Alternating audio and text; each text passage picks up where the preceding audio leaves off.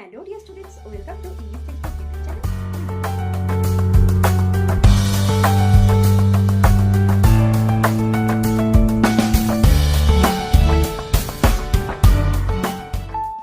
Hello dear students, welcome to English Textbook YouTube channel. We make English easy. আমি অশোকা চলে এসেছি আরও একবার তোমাদের জন্য একটি নতুন টপিক নিয়ে। তো চলো দেখে নাও আজকের টপিক। তো আজকের ভিডিওতে আমরা জানবো 12 sentences using the verb in all tenses. আচ্ছা, তো 12টি বাক্য বা 12টি বিভিন্ন বাক্য আমরা জানবো এবং প্রত্যেকটা ভার্বেই বা প্রত্যেকটা সেন্টেন্সেই সিং এই ভার্বটি রয়েছে এবং সেক্ষেত্রে আমরা দেখব অল টেন্সেস, অর্থাৎ আমাদের জানা যে 3টে টেন্স রয়েছে। তো প্রত্যেকটা টেন্সের যে 4টে করে ভাগ রয়েছে, তো প্রত্যেকটা যে সেই ভাগগুলোকে আমরা কখন কিভাবে ব্যবহার করব সেটা আমরা জেনে নেব এই যে সিং ভার্বটিকে বিভিন্নভাবে 12টি বাক্যে ব্যবহার করে। আচ্ছা, তো চলো আমরা এটা শুরু করছি। Let's get started. তো ফার্স্টে দেখো, এখানে আমি বেশ কিছু সেন্টেন্স এখন বলবো, তোমরা একটু ভালো করে লক্ষ্য করবে। আমি প্রতিদিন সকালে গান গাই। আমি এখন ঘরে গান গাইছি। আমি আগেও এই গানটি গেয়েছি। আমি 1 ঘন্টা ধরে গান গাইছি। তুমি ফোন করেছিলে, তখন আমি গান গাইছিলাম। তখন পর্যন্ত আমি আমার সব প্রিয় গান গেয়ে ফেলবো। অনুষ্ঠান শেষ হওয়ার সময় আমি 2 ঘন্টা ধরে গান গাইছি হবে। তো এখানে প্রত্যেকটা বাক্য যদি তোমরা লক্ষ্য করো, এখানে একটা জিনিস কমন, সেটা তোমরা বুঝতে পারবে। কি বলো তো? হ্যাঁ, ঠিক ধরেছ। এই যে গান গাওয়া, এই বিষয়টি কিন্তু প্রত্যেকটা বাক্যে রয়েছে। কিন্তু দেখো, কখনো বলছি গান গাই, গান গাইছি, গান গেয়েছি, গান গাইছি, গান গাইছিলাম, গান গেয়ে ফেলবো, গান গাইছি হবে। তো দেখো, প্রত্যেকটা যে বাক্য রয়েছে, প্রত্যেকটা বাক্যে গান গাওয়ার ব্যাপারটা রয়েছে, কিন্তু সেগুলো আলাদা আলাদা সিকোয়েন্স বোঝাচ্ছে। তো এটাই হচ্ছে টেন্স, যে আমরা কোন সময় কখন কি করেছি, কোন ঘটনা, সেটা হচ্ছে ক্রিয়ার কাল, সেটাই হচ্ছে টেন্স। তো আজকে আমরা জেনে নেব যে 12টি যে ভাগ রয়েছে 3টে টেন্সের, তো সেইগুলোকে আমরা কখন কীভাবে ব্যবহার করব, সেগুলো বিভিন্ন বাক্যের মাধ্যমে সেগুলো আমরা জেনে নেব। তো দেখো, প্রথমে যেটা আমরা জানি যে প্রেজেন্ট টেন্স। তো প্রেজেন্ট টেন্স মানে বর্তমান কাল। তো বর্তমানে যে সকল কাজ আমরা করছি, তো সেই সমস্ত যে বিষয়গুলো রয়েছে ভার্বগুলোকে ব্যবহার করে আমরা, সেটা হচ্ছে বর্তমান কাল। আচ্ছা, তো বর্তমান কাল, এই যে প্রেজেন্ট টেন্স যেটা, তো তার 4টে ভাগ রয়েছে। বেসিক্যালি প্রত্যেকটা যে টেন্স রয়েছে তার 4টে করে ভাগ রয়েছে। তো প্রথমে যেটা রয়েছে সিম্পল প্রেজেন্ট টেন্স বা প্রেজেন্ট ইনডিফিনাইট টেন্স, এইটা আমরা সকলে জানি। তো এখানে দেখো একটি সেন্টেন্স রয়েছে, আমি প্রতিদিন সকালে গান গাই। তাহলে এটা কি হবে? এটা আমরা যখন ইংলিশে ট্রান্সলেশন করব, এটা হবে আই সিং এভরি মর্নিং। যদি বলি আমি প্রতিদিন সকালে চা খাই, তাহলে কি হবে? I drink tea every morning. তো এটা হয়ে গেল। এবার দেখো 2 নম্বর যেটা রয়েছে প্রেজেন্ট কন্টিনিউয়াস টেন্স। তো এখানে একটা সেন্টেন্স রয়েছে, দেখো, আমি এখন ঘরে গান গাইছি। এটা কি হবে? I am singing in the room. I am singing in the room. যদি এমন থাকতো আমি এখন পড়ছি, তাহলে কি হবে? আই অ্যাম রিডিং নাও, এরকম। আচ্ছা, তো এখানে দেখো প্রেজেন্ট টেন্সের 2টো ভাগ হয়ে গেল। এবার আমরা দেখে নেব 3 নম্বর যে ভাগটি রয়েছে প্রেজেন্ট পারফেক্ট টেন্স। আমি আগেও এই গানটি গেয়েছি, অর্থাৎ পূর্বে এই কাজটি ঘটে গেছে বা ঘটেছে, সেটা বোঝাতে এটা ব্যবহার করা হচ্ছে। দেখো, আমি আগেও এই গানটি গেয়েছি, এটা আমরা কিভাবে লিখব? I have sung this song before. I have sung this song before. Okay, এবার দেখো 4 number present perfect continuous tense. দেখো, আমি 1 ঘন্টা ধরে গান গাইছি। এখানে লক্ষ্য করো, এই বাক্যটির মধ্যে এই কাজটি কিন্তু শুরু হয়েছে, কিন্তু সেটা এখনও শেষ হয়নি। তো সেটা সেরকম যখন বোঝাবে কোনো কিছু, তাহলে আমরা প্রেজেন্ট পারফেক্ট কন্টিনিউয়াস টেন্স ব্যবহার করব। যেমন দেখো, আমি 1 ঘন্টা ধরে গান গাইছি, তাহলে কি হবে? I have been singing for an hour. যদি এরকম বলতাম যে আমি 2 ঘন্টা ধরে পড়ছি, তাহলে কি হবে? I have been reading for 2 hour. Okay, এবার আমরা দেখে নেব পাস্ট টেন্স।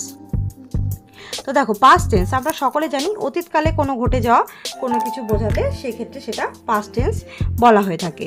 তো এই পাস্ট টেন্সেরও 4টে ভাগ রয়েছে, তো আমরা একে একে সেটা জেনে নেব। প্রথমে যেটা রয়েছে সিম্পল পাস্ট টেন্স, তো এটাকে আবার আমরা পাস্ট ইনডিফিনাইটও বলে থাকি। আচ্ছা, তো দেখো এখানে আমি গত রাতে কনসার্টে গিয়েছিলাম। আচ্ছা, তো এখানে গত রাতে এটা অতীতের কোনো ঘটনা যেটা অলরেডি হয়ে গেছে, তো সেরকম কিছু বোঝালে সেটা পাস্ট টেন্স হয়। তো এখানে সিম্পল যেটা পাস্ট টেন্স, তো সাধারণ কোনো ঘটনা এখানে ঘটে গেছে, তো এখানে কি আমি গত রাতে কনসার্টে গিয়েছিলাম, তো এটাকে আমরা কিভাবে লিখবো? দেখো এটা যেহেতু আগের দিনের ঘটনা, এটা যেহেতু পাস্ট টেন্স, তাহলে আমরা লিখবো I স্যাং at the concert last night. I স্যাং at the concert last night. Okay, next দেখো পাস্ট কন্টিনিউয়াস টেন্স। আচ্ছা, তুমি ফোন করেছিলে তখন আমি গান গাইছিলাম। তাহলে দেখো একই সঙ্গে দুটো ঘটনা, এখানে যখন ফোন করেছিলে তখন আমি গান গাইছিলাম। তো এটা কিভাবে লিখবো? I was singing when you called.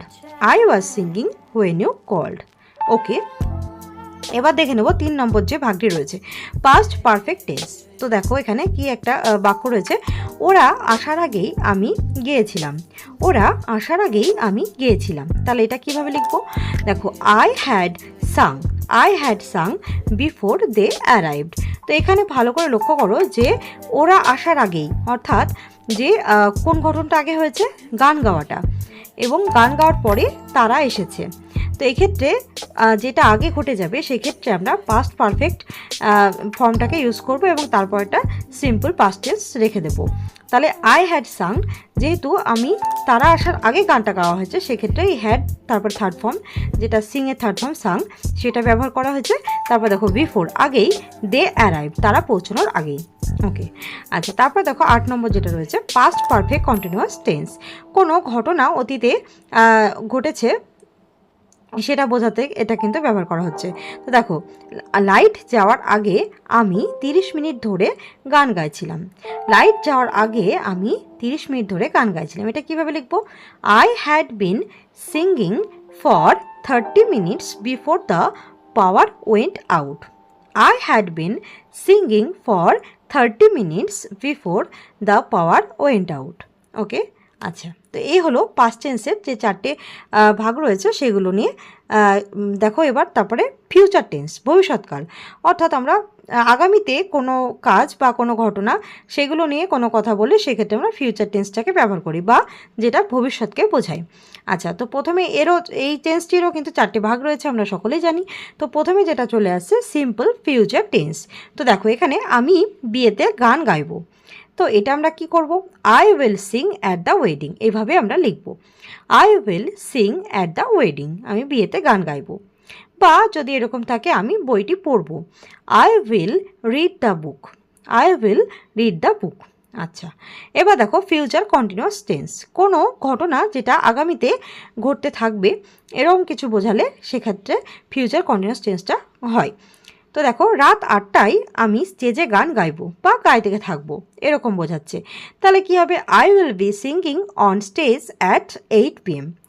I will be singing on stage at 8 PM। ওকে, আচ্ছা, এবার দেখো 3 নম্বর যেটা রয়েছে ফিউচার পারফেক্ট টেন্স। এক্ষেত্রে কী হবে? দেখো একটা বাক্য রয়েছে, আমরা দেখে নেব। তখন পর্যন্ত আমি আমার সব প্রিয় গান গেয়ে ফেলবো। তখন পর্যন্ত আমি আমার সব প্রিয় গান গেয়ে ফেলবো। তো এটা আমরা কি করে লিখব? দেখো আই উইল হ্যাভ সাং, আমি গান গেয়ে ফেলবো। I will have sung all my favourite songs, আমি কি গাইবো? আমার প্রিয় গানগুলি। তাহলে all my favourite songs by then, তখন পর্যন্ত। বাই দেন, তখন পর্যন্ত।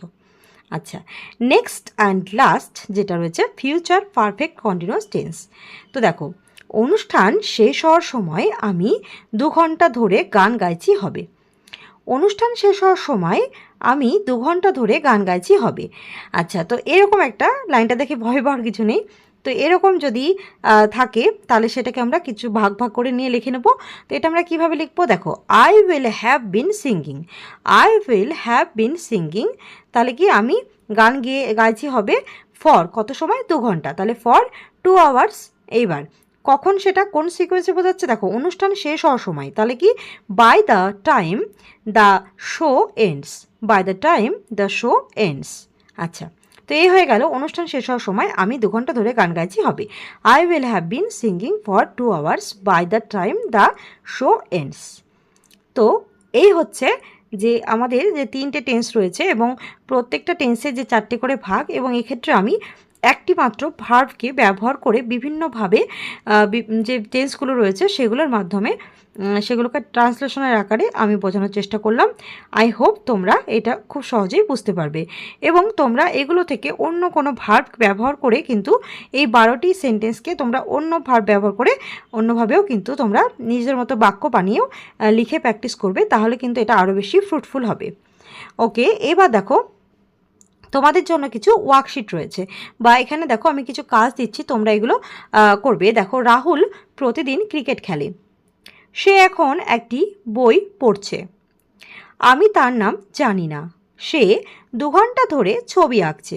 রীতা আমাকে ডাকছিল, তখন আমি টিভি দেখছিলাম। ওকে, তো এই হচ্ছে 5টি আমি বাক্য দিয়েছি, তোমরা এগুলো কমেন্ট করে জানাবে, তোমরা এগুলোর উত্তর লিখে কমেন্ট করে জানাবে। So that's all for today. Do like, comment, share and subscribe our channel English textbook for more videos. We will meet very soon. So, thanks for watching.